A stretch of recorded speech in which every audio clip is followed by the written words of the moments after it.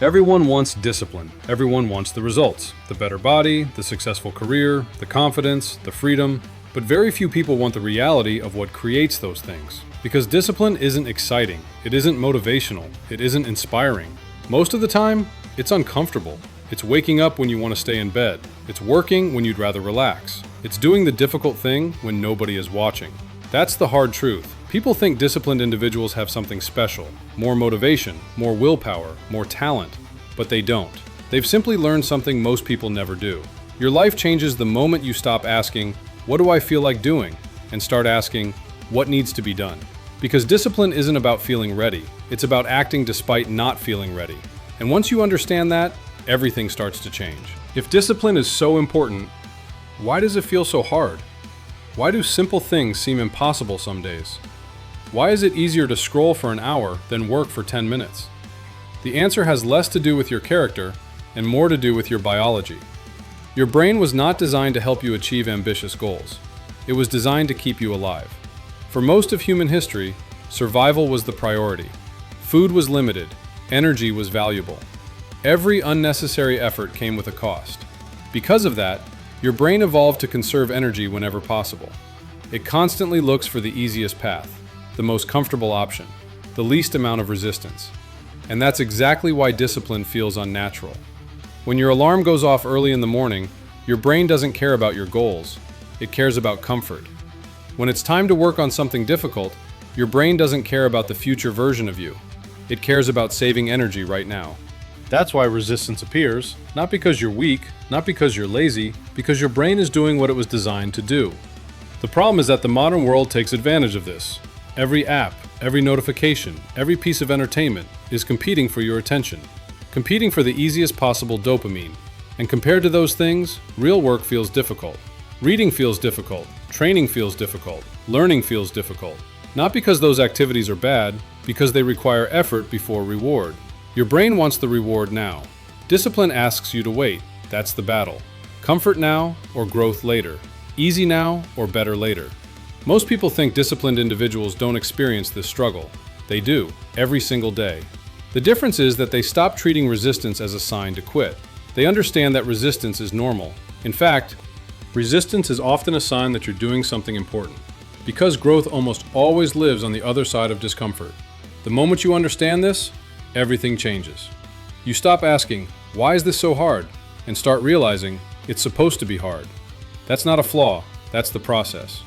And discipline begins the moment you stop running from that reality. Most people think discipline is the problem, but often the real problem is comfort, because comfort is addictive. Not in the way drugs are addictive, not in the way alcohol is addictive, but in a quieter way, a more dangerous way, because comfort slowly becomes your default setting. Think about how easy life has become. Entertainment is always available. Food is always available. Distraction is always available. The moment you feel bored, you can grab your phone. The moment you feel stressed, you can escape into content. The moment you feel uncomfortable, you can find something to distract yourself. And your brain loves that, because comfort provides immediate relief, immediate pleasure, immediate reward. The problem is that discipline works differently. Discipline offers delayed rewards. You work out today and maybe see results months later. You study today and benefit later. You work on your goals today and the payoff may not arrive for years.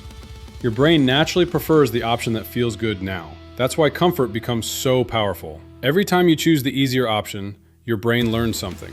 It learns that discomfort should be avoided. It learns that effort should be escaped. It learns that challenges should be postponed. And over time, this creates a dangerous cycle. The more comfort you choose, the less capable you feel. The less capable you feel, the more comfort you seek. Until eventually, even small challenges start feeling overwhelming. A simple workout feels difficult. A simple task feels exhausting. A simple promise feels hard to keep. Not because you're incapable, because you've trained yourself to expect comfort. The scary part is that comfort doesn't look like an enemy. It looks friendly. It looks harmless. It looks deserved. That's why so many people never question it. But every time you choose comfort over growth, you're strengthening a habit of avoiding effort, a habit of avoiding discomfort, a habit of staying the same. And if you repeat that habit long enough, staying comfortable becomes more important than becoming better. That's when comfort becomes dangerous, because the life you want rarely exists inside your comfort zone. It's usually waiting just outside of it. And discipline is the ability to walk toward that discomfort, even when comfort is calling your name. One of the biggest lies people believe about discipline is that you're either born with it or you're not. They look at highly disciplined people and think, they're different, they have more willpower, they're naturally stronger. But that's not true. Discipline is not a personality trait, it's a skill. And like every skill, it can be trained. Think about going to the gym for the first time. The weight feels heavy, your body feels weak, everything is difficult. But after weeks of training, something changes. The weight that once felt impossible becomes manageable. Not because the weight changed, because you changed. Discipline works exactly the same way. The first time you wake up early when you don't want to, it's difficult. The first time you ignore a distraction, it's difficult. The first time you keep a promise to yourself, it's difficult. But every time you do it, you become a little stronger. Most people focus on the action. Disciplined people focus on the repetition, because repetition creates identity. Every time you choose action over excuses, you're casting a vote for the person you want to become. One workout doesn't change your life. One productive day doesn't change your life. One good decision doesn't change your life. But repeated often enough, those actions create a completely different person. That's why small wins matter so much. Not because they're impressive, because they prove something. They prove that you can trust yourself. And trust is where discipline begins. Every time you tell yourself you'll do something and then actually do it, your confidence grows. Not confidence based on motivation, not confidence based on positive thinking, confidence based on evidence. Evidence that you follow through, evidence that your word means something. Most people underestimate the power of this. They think discipline comes first, but often, self-trust comes first. When you trust yourself, taking action becomes easier. When you don't trust yourself, every promise feels meaningless. That's why breaking promises to yourself is so damaging. Every missed commitment sends a message. I can't rely on myself. And if you repeat that message long enough, it becomes your identity. The opposite is also true. Every promise kept sends a different message. I do what I say I'm going to do. At first, that identity feels small, but over time, it becomes powerful. Because disciplined people aren't constantly fighting themselves. They've trained themselves. One decision at a time, one habit at a time, one promise at a time. That's the hard truth. Discipline isn't something you find, it's something you build. And every single day, you have another opportunity to build it. Most people think discipline is about productivity. It's not. At its core, discipline is about trust, the relationship you have with yourself. Think about someone who constantly breaks promises to you. They say they'll show up, they don't. They say they'll do something, they don't. Eventually, you stop trusting them, not because you hate them, because they've given you evidence that their words mean nothing. Now think about how many promises you've broken to yourself. I'll start tomorrow. I'll wake up early. I'll go to the gym. I'll stop wasting time. I'll focus. And then, you don't. At first, it doesn't seem important. It's just one missed workout, one skipped task, one broken promise. But your brain notices, every single time, because every action sends a message. And over time, those messages become beliefs. When you repeatedly break promises to yourself, you begin believing something dangerous. I can't rely on myself. I never follow through. I always quit. And eventually, that belief becomes your identity.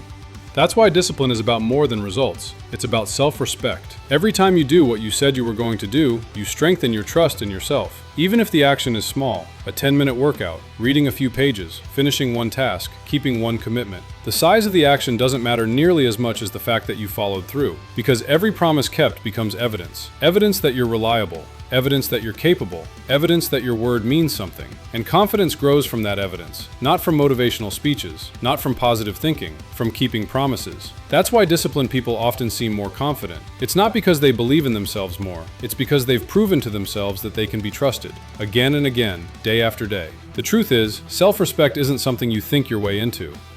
It's something you earn. You earn it through action, through consistency, through doing what you said you would do, especially on the days you don't feel like it. Because anyone can keep a promise when it's easy.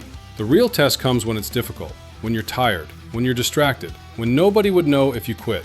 Those are the moments that matter, because every time you keep a promise in those moments, you become a little stronger, a little more disciplined, a little more trustworthy, and eventually, you stop seeing yourself as someone who wants to change. You start seeing yourself as someone who follows through, and that's when everything begins to shift. Take a moment and think about someone you admire. Maybe it's an athlete, an entrepreneur, a creator, a leader, someone who has become the kind of person you want to be. Now ask yourself a question. What exactly do you admire about them? Is it their success? Their money? Their achievements? Maybe, but usually it's something deeper.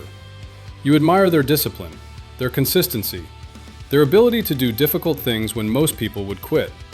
Because deep down, you know the results are only a consequence. The real difference is the person they became. Most people look at successful individuals and assume they have something special: more talent, more intelligence, more luck. But in many cases, that's not what separates them. The difference is often much simpler. They became willing to do what others avoid. They became willing to work when they didn't feel like it, to stay focused when distractions appeared, to keep going when progress was slow, to choose discomfort when comfort was easier. And those decisions compounded, day after day, month after month, year after year. That's the part nobody sees.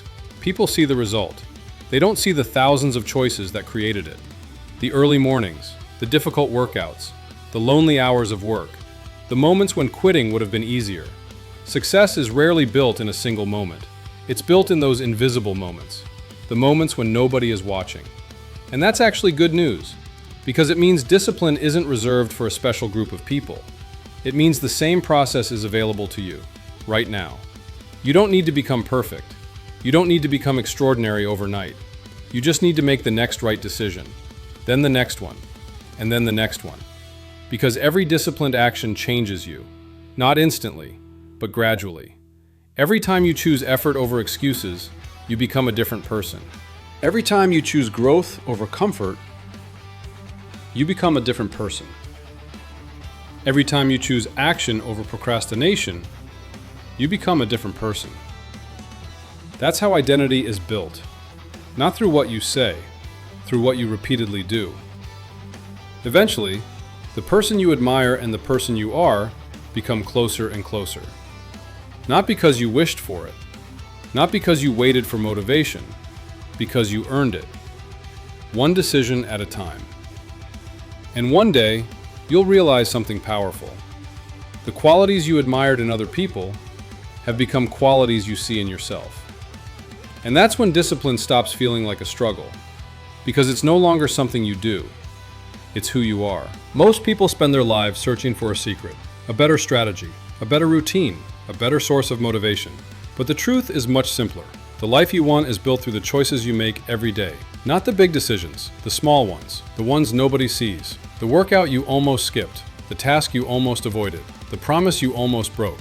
Those moments matter more than you think. Because every time you choose discipline over comfort, you're changing something deeper than your results. You're changing your identity. You're proving to yourself that your goals matter more than your excuses, that your future matters more than your feelings, that your actions matter more than your intentions. And that is where real confidence comes from. Not from success, not from motivation, from knowing that you can trust yourself. The hard truth about discipline is that it never becomes completely easy. There will always be days when you don't feel like doing the work.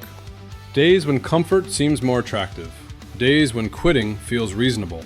But discipline was never about making those feelings disappear. It's about refusing to let them decide your future. Because every time you choose discipline, you become a little stronger, a little more focused, a little more capable. And over time, those small choices create a completely different life. So the next time you don't feel motivated, remember this. You don't need motivation, you need a decision. A decision to do what needs to be done, even when you don't feel like it. Especially when you don't feel like it. Because that's where discipline begins, and that's where your future changes.